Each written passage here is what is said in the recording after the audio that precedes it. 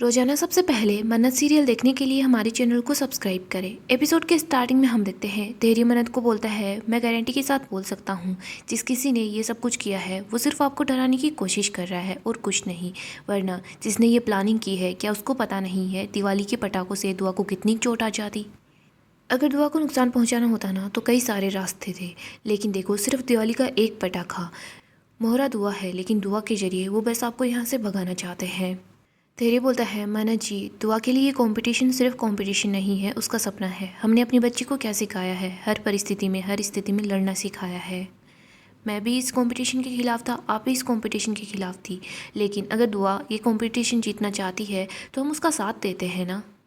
मन्नत बोलती है, धैर्य जी आप बिल्कुल ठीक बोल रहे हैं, लेकिन आप ही बताइए अगर आज बंटी को कुछ हो जाता तो हम गुड्डी जी को क्या ही जवाब देते।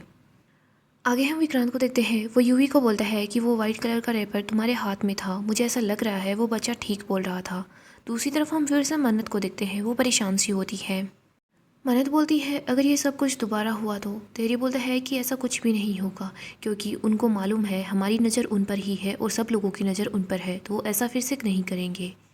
धैर्य बोलता है, मन्नत जी हमारे पास बस यही मौका है और मेरे पास एक पूरा अच्छा प्लान है ऐश्वर्या राय सिंह के डीएनए सैंपल तक पहुँचने का। मन्नत बोलती है, बट बच्चों की ज़िंदगी का क्या। धैर्य बोलता है कि हाँ, जब तक ऐश्वर्या राय सिंह यहाँ पर है तब तक बच्चों की ज़िंदगी दाव पर है। धैर्य बोलता है, मन्नत जी आप खुद सोचिए ना, हमेशा श्रुति आंटी आपको ऐश्वर्या राय सिंह से क्यों बचा कर रखती थी, क्योंकि उनको पता था ऐश्वर्या राय सिंह आपको नुकसान पहुँचाने के लिए किसी भी हद तक जा सकती है। आप बताइए ना, आप दुआ के लिए क्या करेंगी, ऐसे उसको छुपा कर रखेंगी या फिर ऐश्वर्या राय सिंह का डट कर सामना करेंगी। मैं बोलता हूँ हमें उनका सामना करना चाहिए। धैर्य बोलता है, हमें डरे बगैर ऐश्वर्या राय सिंह का चेहरा सब लोगों के सामने लाना होगा। मन्नत बोलती है, हाँ। इधर हम याशिका को देखते हैं, वो मन्नत और धैर्य की बात सुनती है। वो सोच रही होती है कि फिर से यही नाम ऐश्वर्या राय सिंह, आखिरकार ये ऐश्वर्या राय सिंह है कौन, मुझे जल्दी पता लगाना होगा। वो अपने भाई अक्षय के पास कॉल करती है, उसको बोलती है कि मैंने तुझसे एक काम बोला था, तुझे ऐश्वर्या राय सिंह की कुंडली जल्दी से जल्दी निकालनी है और सारी की सारी डिटेल्स मुझे भेज देना। याचिका सोच रही होती है, जब तक मैं ऐश्वर्या राय सिंह के बारे में सब कुछ नहीं जान लेती तब तक मुझे कुछ समझ नहीं आएगा। आखिरकार सलूजा मेंशन में इस नाम की वजह से भूचाल क्यों आया हुआ है। आगे हम विक्रांत को देखते हैं, विक्रांत यूवी को बोलता है कि मुझे सच सच बताओ ये सब कुछ तुमने किया है क्या। इधर यूवी बार बार मल्ला की तरफ देख रहा होता है। मल्ला सोचती है कि कहीं ये इडियट मेरा नाम ना ले दे।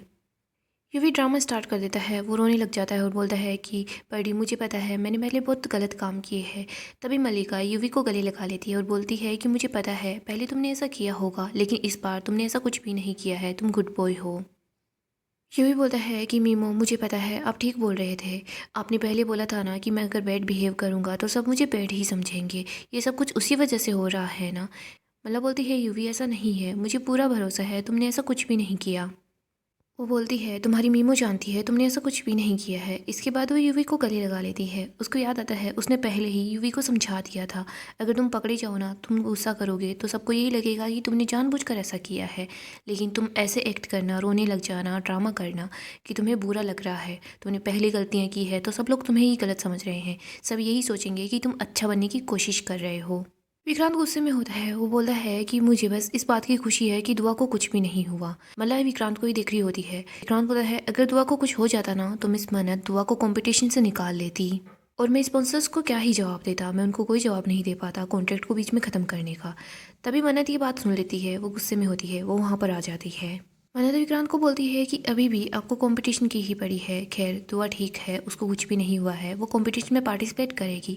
ये सुनकर मल्ला विशाखा ये लोग काफ़ी हैरान हो जाते हैं। विक्रांत दुआ के पास आता है, उसको बोलता है तुम्हें सच में चोट नहीं आई ना। दुआ बोलती है कि नहीं, मुझे भोले बाबा के धागे ने प्रोटेक्ट किया। विक्रांत को याद आता है उसी ने वो धागा बांधा था। विक्रांत दुआ को हाथ लगाने वाला होता है, लेकिन मन्नत अपनी बेटी को पीछे कर लेती है। वो बोलती है, मैं बोल रही हूँ ना कुछ भी नहीं हुआ है, आप आगे की राउंड की तैयारियां कीजिए। विक्रांत सोच रहा होता है, मिस मन्नत के पास मौका था दुआ को कंपटीशन से बाहर ले जाने का, क्योंकि उसे पता था इस बार मैं कुछ भी नहीं बोल पाऊंगा, लेकिन फिर भी उसने दुआ को कंपटीशन में ही रहने दिया। उसने ऐसा क्यों किया। विक्रांत वहाँ से चला जाता है। इधर मल्ला को देखते हैं, वो बोलती है कि हमारा पूरा का पूरा प्लान बर्बाद हो गया। हमने सोचा था मन्नत अपनी बेटी को लेकर यहाँ से चली जाएगी, लेकिन अब दूसरा प्लान बनाना होगा मन्नत को अपनी ज़िंदगी से बाहर करने के लिए। आगे हम कुमार को देखते हैं, वो हर चीज़ को ठीक से देख रहा होता है। वो बोलता है कि सब कुछ ठीक से होना चाहिए, वरना हर चीज़ के लिए हम ही रिस्पॉन्सिबल होंगे। धैर्य वहीं आसपास होता है। इसके बाद धैर्य अपना फ़ोन कान के लगा लेता है और अपना ड्रामा स्टार्ट करता है। वो बोलता है कि जी हाँ, हाँ मेरी बेटी के साथ ही हादसा हुआ था, आपको इंटरव्यू चाहिए? हाँ, ब्लास्ट तो हुआ है, स्टोव के अंदर ब्लास्ट हुआ था। बट आप ही बताइए ना, यहाँ पर कोई रिस्पॉन्सिबल पर्सन तो है नहीं, अब हम किसको बोलें? आप ठीक बोल रहे हैं। अच्छा, जो आपको कैमरास पर इंटरव्यू होते हैं वही चाहिए ना, जो कि पूरा देश देखता है। इधर कुमार सारी बातें सुन रहा होता है, वो परेशान सा हो जाता है। तेरे बोलता है कि कोई बात नहीं है, मैं आपको कॉल करके कन्फर्म बता दूंगा। तेरे कॉल कट कर देता है। इधर कुमार बोलता है कि सर मुझे आपसे कुछ बात करनी है। कुमार बोलता है सर मुझे पता है हमारी टीम से गलती हुई है, लेकिन देखिए ना मैं पर्सनली सब कुछ ठीक से चेक कर रहा हूँ, आगे से ऐसा कुछ भी नहीं होगा। सर प्लीज़ आप मीडिया से बात मत कीजिए, वरना बेकार में ही बात बढ़ेगी। तेरे बोलता है कि बेकार में क्यों बढ़ेगी बात, बात हुई है तभी तो बढ़ेगी ना। आप लोगों को अपनी इमेज का ख्याल है, डैमेज को कंट्रोल कर रहे हो, लेकिन डैमेज हुआ ही क्यों, आपको पहले ही ध्यान दे लेना चाहिए था। बाकी के पेरेंट्स भी वहाँ पर आ जाते हैं। धीरे बोलता है कि सिर्फ मैं नहीं, ये पेरेंट्स भी यही बोल रहे हैं। ये बस यही पूछना चाहते हैं कि डैमेज हुआ ही क्यों। ये लोग तो मुझे ये बोल रहे हैं कि मुझे पुलिस में कंप्लेन करनी चाहिए, और धमकी भी दे रहे हैं अगर मैंने कंप्लेन नहीं की ना तो ये अपने बच्चों को कंपटीशन में नहीं आने देंगे। और मैं एक ऑफिसर हूँ, मुझे बस यहाँ पर अपनी टीम को बुलाना होगा और बस सिग्नेचर करने होंगे, मेरा काम हो जाएगा। और बार बार देखिए ना मेरे पास मीडिया वालों को कॉल आ रहा है, मुझे क्या करना है, मुझे बस बाल सेट करने हैं और अब इंटरव्यू देना है कि यहाँ पर क्या कुछ हुआ, सब कुछ बताना है। कुमार बोलता है कि सर प्लीज़ आप ऐसा मत कीजिए। धैर्य बोलता है कि हमें प्लीज़ बोलने से क्या हुआ, मेज़बानी के अंदर इतना बड़ा हादसा हुआ है, चेहरा तो सबके सामने आना चाहिए ना कि यहाँ पर क्या कुछ चल रहा है। बाकी के पेरेंट्स बोलते हैं कि हाँ आप ठीक बोल रहे हो, सच तो सबके सामने आना ही चाहिए। कुमार बोलता है कि प्लीज़ सर आप ऐसा मत कीजिए। धैर्य बोलता है कि कुमार जी आप एक बात बताइए, देखिए अभी तक तो जो हादसा हुआ है उसमें हमारे बच्चे सेफ़ हैं, लेकिन आगे क्या गारंटी है कि ऐसा हादसा नहीं होगा, हमारे बच्चे सेफ़ रहेंगे, कोई गारंटी नहीं है ना। कुमार बोलता है कि सर आप ही बताइए हम क्या करें, हम वही करेंगे जिससे आपको तसल्ली मिलेगी। तेरे बोलता है अच्छा ठीक है, तो चलिए आप अपने ओनर्स को यहाँ पर बुलाइए। आप बोल रहे हैं ना कि ऐसी गलती दोबारा नहीं होगी, ऐसा हादसा फिर से नहीं होगा, तो आप ओनर्स को भी यहाँ पर बुला लीजिए, उसमें क्या ही प्रॉब्लम है ना, मैं सही बोल रहा हूँ ना। बाकी के पेरेंट्स बोलते हैं कि हाँ आप बिल्कुल ठीक बोल रहे हो।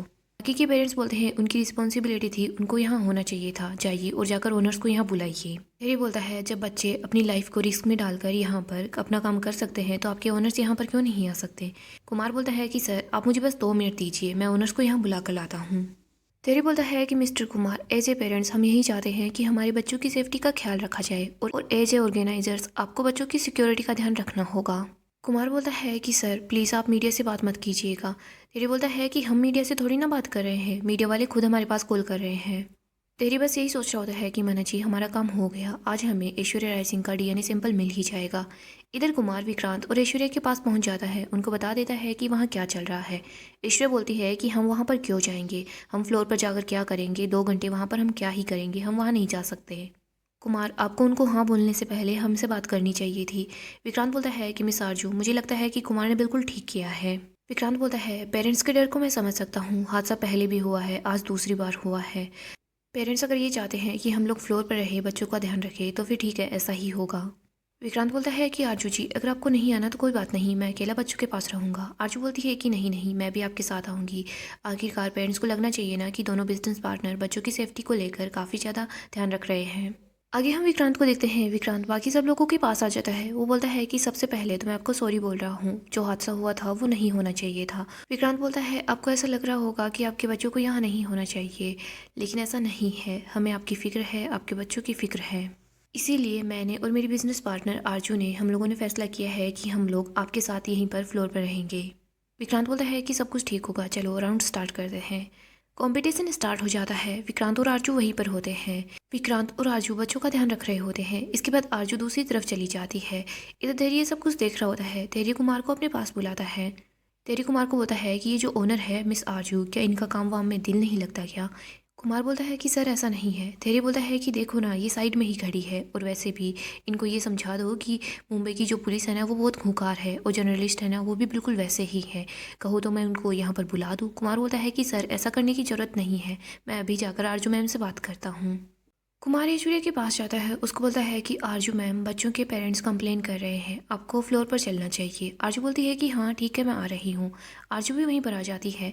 इधर विक्रांत दुआ के पास आता है, उसको बोलता है कि आपको कोई हेल्प चाहिए क्या? तो आप बोलती है कि नो थैंक यू, मैं खुद से कर लूँगी। विक्रांत अपने मन में सोच रहा होता है कि जब भी ये मुझसे ऐसे बात करती है ना, तो मुझे बुरा लगता है।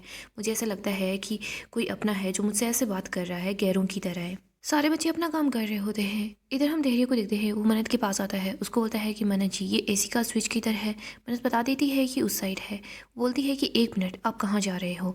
आपके बोलने पर मैंने विक्रांत सलूजा को कुछ भी नहीं बोला। दुआ कॉम्पिटिशन में पार्टिसिपेट कर रही है, लेकिन आप करने क्या वाले हो ये तो मुझे बताओ। धैर्य बोलता है कि आपकी प्रॉब्लम का सोल्यूशन मिलने वाला है। मन्नत बोलती है मतलब? धैर्य बोलता है कि आपको ऐश्वर्या राय सिंह का डीएनए सैंपल चाहिए ना, बस वही तो लेने वाला हूँ। मन्नत बोलती है आप करने वाले क्या हो? धैर्य बोलता है कि पहले प्लान को अंजाम तक तो पहुंचने दीजिए, आपको नहीं बताऊंगा तो फिर किसको बताऊंगा? मन्नत बताती है कि स्विच उस तरफ है। धैर्य वहां चला जाता है। इधर हम ऐश्वर्या को देखते हैं, वो दुआ के पास आती है, उसको बोलती है कि ओ माय गॉड, बारबेक्यू ऐसे कौन खाता है? तो बोल रही होती है कि आई लव इट। तभी इधर से विक्रांत बोल देता है कि आई लव इट। मन्नत यही सोच रही होती है कि ओ नो, दोनों बाप बेटी की पसंद है ना एक जैसी ही है। विक्रांत को पता नहीं चलना चाहिए कि दुआ इन्हीं की बेटी है। दुआ सोच रही होती है कि खड़ू सलूजा और मेरी फेवरेट चीज सेम सेम है। चलो अच्छी बात है, खड़ू सलूजा को कुछ तो अच्छा पसंद है। ऐश्वर्या देखती है कि यूवी कुछ भी ठीक से नहीं कर पा रहा। वो सोच रही होती है कि चलो इसी बहाने मैं यूवी की कुछ हेल्प ही कर देती हूँ। वो यूवी के पास जाती है, वो बोलती है कि मैं कुछ हेल्प कराऊँ? यूवी बोलता है कि हाँ। दूसरी तरफ हम धैर्य को देखते हैं, वो जाकर एसी का स्विच बंद कर देता है। जैसे ही एसी बंद होती है तो सबको गर्मी लगने लग जाती है। इधर दुआ देखती है कि आरजू अपनी कैप उतारने वाली है। तभी वो विक्रांत को बोलती है कि मिस्टर सलूजा, आप देखिए ना, आपकी जो बिजनेस पार्टनर है वो अपनी कैप उतारने वाली है। अगर वो ऐसा करेंगी ना तो बाल खाने में भी गिर सकते हैं। ये किचन का बेसिक रूल है कैप पहना, प्लीज़ इनको बोलिए ना कि ये रूल को फॉलो करें। ऐश्वर्या बोलती है कि ये तो बहुत स्मार्ट बच्ची है, कोई बात नहीं, मैं अपनी कैप नहीं निकालने वाली। इधर धैर्य खुश हो जाता है, वो सोच रहा होता है कि थैंक यू दुआ, आपको पता नहीं है आपने अपने बाबा की हेल्प की है। सब लोगों को बहुत गर्मी लग रही होती है। मल्ला और विशाखा दोनों ऐश्वर्या को ही देख रहे होते हैं। विशाखा हंसती है, मल्ला बोलती है कि क्या हुआ? विशाखा बोलती है कि देखो तुम्हारी मोम का हाल तो देखो, ये ना सब्जियों के साथ खुद भी पक रही है। मल्ला बोलती है कि प्लीज़ विशा आंटी आप चुप करो, वरना मैं मोम की जगह आपको भेज दूंगी। तभी मल्ला के पास किसी का कॉल आता है। मल्ला को वो आदमी बताता है कि मैडम, आपने जिन लोगों की फ़ोटो भेजी थी ना, मुझे उनका एड्रेस मिल गया है। मल्ला बोलती है कि जल्दी से डिटेल्स और एड्रेस मुझे भेज दो। मल्ला बहुत खुश हो जाती है, वो विशाखा के पास आती है और बोलती है कि कॉन्ग्रेचुलेशन। विशाखा बोलती है कि क्या? मल्ला बता रही होती है कि यशिका की जो फेक पेरेंट्स हैं ना, उनका एड्रेस मिल चुका है। अब हम कंपटीशन के बाद उनके घर जाएंगे, रंगे हाथ उनको पकड़ेंगे और विक्रांत को सारा सच बता देंगे। यशिका विक्रांत की लाइफ से आउट हो जाएगी। विशाखा बोलती है और उसके बाद हम इस मन्नत को भी विक्रांत की लाइफ से बाहर निकाल देंगे। इधर मन्नत सोच रही होती है कि बाबा जी, धैर्य जी का जो भी प्लान है ना, प्लीज़ वो सक्सेसफुल हो जाए। आज ऐश्वर्या राय सिंह ने हद ही पार कर दी है, उसका सच सबके सामने आना बहुत ज़्यादा ज़रूरी हो गया है। धैर्य तो बस ऐश्वर्या की तरफ ही देख रहा होता है। इधर मन्नत सोच रही होती है कि ऐश्वर्या राय सिंह ने दुआ को नुकसान पहुंचाने की कोशिश की, लेकिन उनको ये नहीं पता है अगर मैं उनकी बिन मांगी हुई मन्नत हूँ तो दुआ मेरी मांगी हुई मन्नत है और मैं अपनी दुआ के लिए कुछ भी कर सकती हूँ। गाइस, डेली अपडेट के लिए आप हमारे चैनल को सब्सक्राइब करें, साथ ही साथ वीडियो को लाइक भी कर दें। गाइस, नेक्स्ट एपिसोड काफ़ी ही ज़्यादा इंटरेस्टिंग होने वाला है। नेक्स्ट एपिसोड में हम देखेंगे धैर्य और मन्नत बहुत खुश होते हैं। धैर्य मन्नत को बताता है कि आपको पता है क्या, डीएनए का सबसे बेस्ट सैंपल क्या होता है? पसीना। और जब पसीना केप में सूख जाएगा ना, तो उसके बाद भी हम उससे डीएनए निकाल सकते हैं, लेकिन हमें जल्दी ही वो केप लेकर आनी होगी। जैसे ही ऐश्वर्या उस केप को डस्टबिन में डालकर आती है तो धैर्य पीछे से जाता है, उस केप को ले आता है। धैर्य सोच रहा होता है कि फाइनली हमें डीएनए का सैंपल मिल ही चुका है। धैर्य और मन्नत दोनों खुश होते हैं कि ऐश्वर्या राय सिंह का सच जल्दी ही सबके सामने आ जाएगा। धैर्य बोलता है लेकिन हमें किसी को कुछ भी पता नहीं लगने देना है, वरना ऐश्वर्या राय सिंह कोई ना कोई गड़बड़ जरूर करेगी। मन्नत बोलती है आप फिक्र मत कीजिए, लेकिन जल्दी ही इस ऐश्वर्या राय सिंह का सच सबके सामने आ जाएगा और फाइनली विक्रांत को भी पता चल जाएगा कि ये आरजू नहीं ऐश्वर्या है। तो यहीं हम दूसरी तरफ मल्ला को देखते हैं। मल्ला खुश हो रही होती है, वो ऐश्वर्या को बताती है कि याशिका के जो नकली पेरेंट्स हैं ना, उनका एड्रेस मिल चुका है। ऐश्वर्या बहुत खुश हो जाती है, वो सोच रही होती है कि धैर्य और मन्नत ये दोनों कुछ नहीं कर पाएंगे, लेकिन हम जल्दी ही इस याशिका का सच सबके सामने ले आएंगे। फिर विक्रांत की याशिका से शादी होगी नहीं तो मन्नत यहाँ ज़्यादा दिन रुक नहीं पाएगी। ऐश्वर्या, विशाखा, मल्लिका तीनों खुश हो रहे होते हैं। सो दोस्तों, ऐसे ही अपडेट के लिए आप हमारे चैनल को सब्सक्राइब करें, साथ ही साथ वीडियो को लाइक भी कर दें।